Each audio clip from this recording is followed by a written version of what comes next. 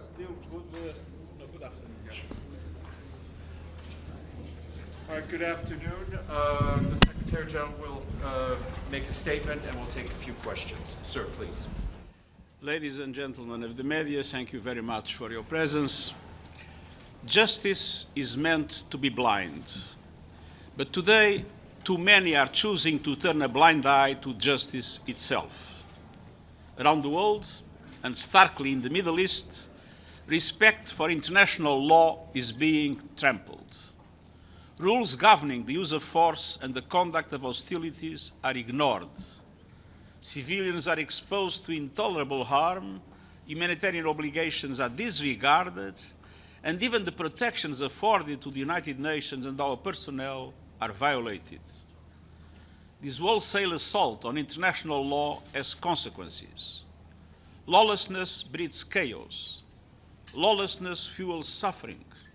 Lawlessness leads to destruction. And this is not the moment to retreat from international law. It's the moment to reaffirm it. That is why later this week I will travel to The Hague to mark the 80th anniversary of the International Court of Justice. The ICJ is the principal judicial organ of the United Nations and the pillar of the international legal order. For 8 decades, the Court has fulfilled that role with distinction. But this visit is not simply about commemorating an anniversary. It's about sending an unmistakable message, a message that the United Nations stands firmly behind the institutions and principles designed to protect peace, justice, sovereignty, and human dignity. A message that international law applies to all states without exception, and that respect for its rules is not optional. A message that in a world moving toward greater fragmentation and sharper power competition, international law is indispensable. Without it, instability spreads, mistrust deepens, and conflicts spiral out of control. This applies everywhere, and it applies urgently to the conflict in the Middle East. There is no military solution to this crisis. Peace agreements require persistent engagement and political will. Serious negotiations must resume, and the ceasefire must be preserved and extended as necessary. International navigational rights and freedoms, including in the Strait of Hormuz, must be respected by all parties. It's time for restraint and responsibility. It's time for diplomacy over escalation. And it's time for a renewed commitment to international law. Thank you. Thank you very much, Mr. Secretary General Edith Lederer from the Associated Press. What do you know about resuming talks between the United States and Iran? President Trump has just said it could happen possibly in the next 2 days. And also, has the United Nations been able to get any humanitarian aid into Iran? In relation to the first question, I have to say that I consider essential that these negotiations go on. I think it would be unrealistic to expect to such a complex problem, long-lasting problem, could be resolved in the first session of a negotiation. So we need negotiations to go on, and we need a ceasefire to persist as negotiations go on. On the other hand, the SURF has attributed $12 million to our country team in order to be able to provide effective humanitarian assistance to people in dire need of that assistance.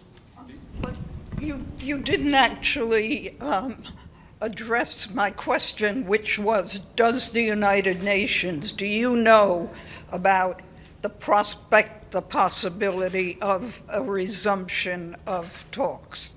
The indication we have is that it is highly probable that these talks will restart. I had today a meeting with the Deputy Prime Minister of Pakistan, And I want to take profit of this occasion to express my enormous admiration to Pakistan for the very important initiative that Pakistan has been assuming in order to bring peace to the Middle East.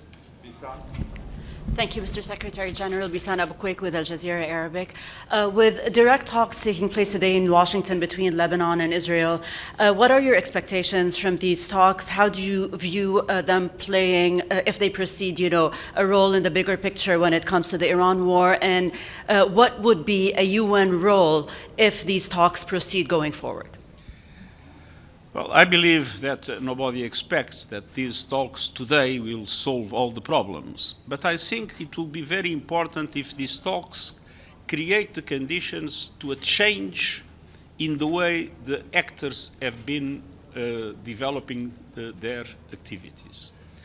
Until now, the truth is that Hezbollah and Israel have always helped each other to destabilize the government of Lebanon. Whenever Israel occupies part of the territory of Lebanon, that is the pretext Hezbollah uses to say we cannot disarm, we must keep the resistance. Whenever Hezbollah sends rockets against Israel, even after having promised that they wouldn't do it, Israel immediately uses that pretext for this massive operation against Lebanon. At the same time, you have the government of Lebanon that is totally committed, on one hand, to the territorial integrity of Lebanon, but on the other hand, to have the monopoly of the use of force, which implies the disarmament of Hezbollah. So it's time for Israel and Lebanon to be working together instead of Lebanon being the victim of this kind of negative, I would say, negative conjugation of the actions of the Hezbollah and Israel.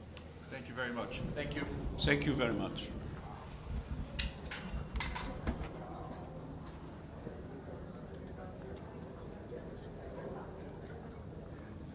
Voilà.